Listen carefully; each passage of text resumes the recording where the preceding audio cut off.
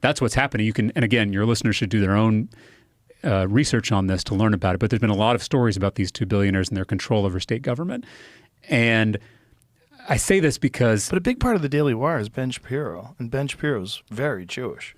Well, and these two billionaires hosted a meeting with Nick Fuentes, who is a Holocaust denier, and He's got a lot of Holocaust pushback. Denier? Nick Fuentes? He's a denier, Yes. or does he debate the numbers? Well, Is that to be what- fair, I don't listen to a lot of Nick Fuentes, which is on me. But Who funds it? Duo serves. Yep. Dan and Ferris Wilkes. Daily Wire was launched in 2015. Billionaire Petroleum Industry Brothers.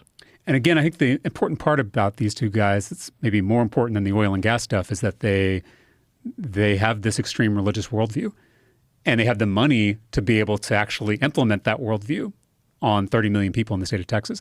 And now they're trying to go national by trying to win a U.S. Senate seat. So, I mean, if your listeners haven't heard of Tim Dunn and Ferris Wilkes, they need to.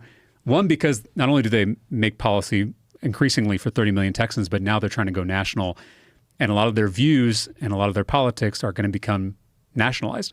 Yeah, I interrupted you when No, you were it's talking okay. about Nick Fuentes. Well, what so were my you trying point, to say? my point was that Dunn and Wilkes, and I probably become the most outspoken critic of these guys,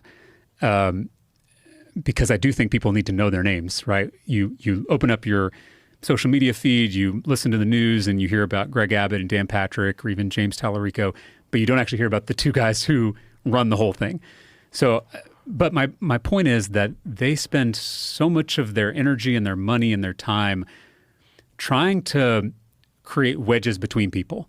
So let's just take schools for instance. The centerpiece of their agenda was this school voucher bill, which you probably heard about, which is basically taking money that would go to neighborhood public schools and sending that money to religious private schools.